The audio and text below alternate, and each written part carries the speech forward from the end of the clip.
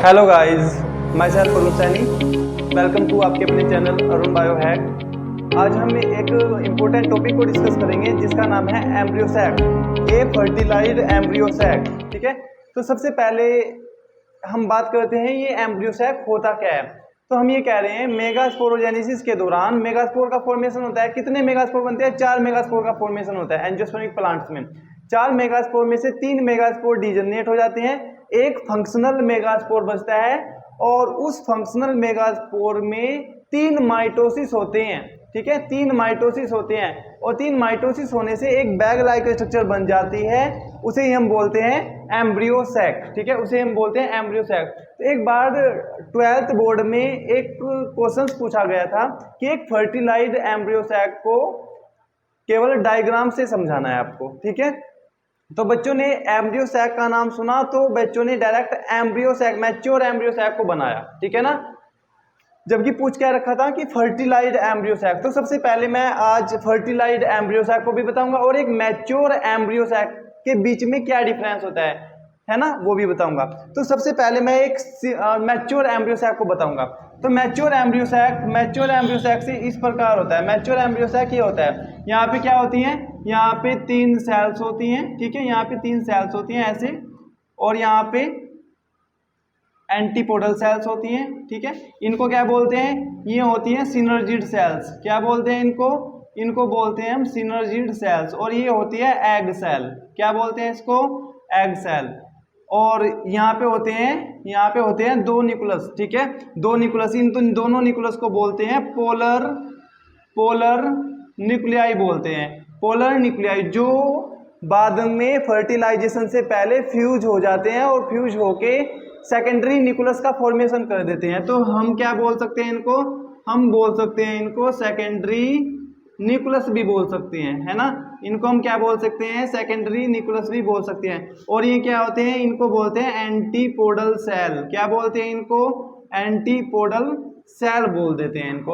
और ये क्या होती है? जो यहाँ पे ये सेल होती है ना, अलग पेन से बताऊंगा। ये सेल है यहाँ पे, ये यहाँ से लेके ये यहाँ से लेके ये यहाँ से लेके ये यहाँ से लेके ये एक बड़ी सेल है, इसे बोलते हैं सेंट्रल सेल। क्या बोल देते हैं इसको? इसको बोलते हैं सेंट्रल सेल। ठीक है, तो ये होता है मैच्योर एम्ब्रियो सैक। क्या बोलते हैं इसको? Mature embryo sac. लेकिन जब इस एम्ब्रियो सैक में फर्टिलाइजेशन हो जाता है, ठीक है, तो इसमें कुछ कंडीशंस बदल जाती हैं। सबसे पहले हम कहेंगे कि जो एंटीपोडल सेल्स होती हैं वो क्या हो जाती हैं? डीजनरेट कर जाती हैं। ठीक है, जो एंटीपोडल सेल्स होती हैं वो डीजनरेट कर जाती हैं। यहाँ पे लिखा हुआ है डीजनरेटिंग एंटीपोडल सेल्स। ठीक है, पहली बात। अब दूसरी बात क्या है? जो सिनर्जिड सेल्स होती हैं वो भी क्या कर जाती हैं? डीजनरेट कर जाती है। यहाँ पे लिखा हुआ है डीजनरेटिंग सिनर्जिड सेल्स। ठीक है, अब यहाँ पे एग सेल के साथ क्या होगा? एग सेल के साथ क्या होगा? मेल गैमिट फ्यूज करेगा, और मेल गैमिट फ्यूज करेगा तो क्या बनेगा? जाइगोट बनेगा, है ना। तो यहाँ पे लिखा हुआ है जो एग सेल होती है वो जाइगोट में बदल जाएगी आफ्टर फर्टिलाइजेशन। ठीक है, क्यों बदल गई? क्योंकि एग सेल के साथ मेल गैमिट फ्यूज करेगा फर्टिलाइजेशन में, तो वो जाइगोट में बदल जाएगी। ठीक है, उसके बाद हम क्या करेंगे? अब सेंट्रल सेल किसमें बदल जाएगी? सेंट्रल सेल बदल जाती है प्राइमरी एंडोस्पर्म सेल में। जो सेंट्रल सेल होती है वो बदल जाती है प्राइमरी एंडोस्पर्म सेल में। ठीक है, और जो सेकेंडरी न्यूक्लियस होता है, सेकेंडरी न्यूक्लियस हो जाता है वो बदल जाता है प्राइमरी एंडोस्पर्म न्यूक्लियस में। क्यों बदल जाता है प्राइमरी एंडोस्पर्म न्यूक्लियस में? क्योंकि जो एंजियोस्पर्मिक प्लांट्स होता है उनका एक कैरेक्टरिस्टिक्स फीचर ये होता है कि उनमें डबल फर्टिलाइजेशन होता है ना। डबल फर्टिलाइजेशन होता है। तो डबल फर्टिलाइजेशन में क्या होता है? एग सेल मेल गैमिट से फ्यूज करती है तो क्या बनेगा? जाइगोट का फॉर्मेशन होता है, एक फर्टिलाइजेशन, इसे बोलते हैं सिनगैमी। लेकिन जब दूसरा फर्टिलाइजेशन होता है उसमें क्या होता है? Secondary nucleus second male gamete से फ्यूज करता है तो क्या का फॉर्मेशन हो जाता है? प्राइमरी एंडोस्पर्मिक न्यूक्लियस का फॉर्मेशन होता है। ये होता है सेकंड फर्टिलाइजेशन। ठीक है ना, सेकंड फर्टिलाइजेशन। तो इसमें हम ये बताना चाह रहे हैं कि जो सेकेंडरी न्यूक्लियस होता है वो सेकंड मेल गैमिट से फ्यूज कर जाता है और एक ट्रिप्लोइड स्ट्रक्चर का फॉर्मेशन हो जाता है, उसे हम बोलते हैं प्राइमरी एंडोस्पर्म न्यूक्लियस। ठीक है, तो सेकेंडरी न्यूक्लियस क्या में बदल गया? प्राइमरी एंडोस्पर्म न्यूक्लियस में बदल गया। ये बाद में क्या बन जाएगा?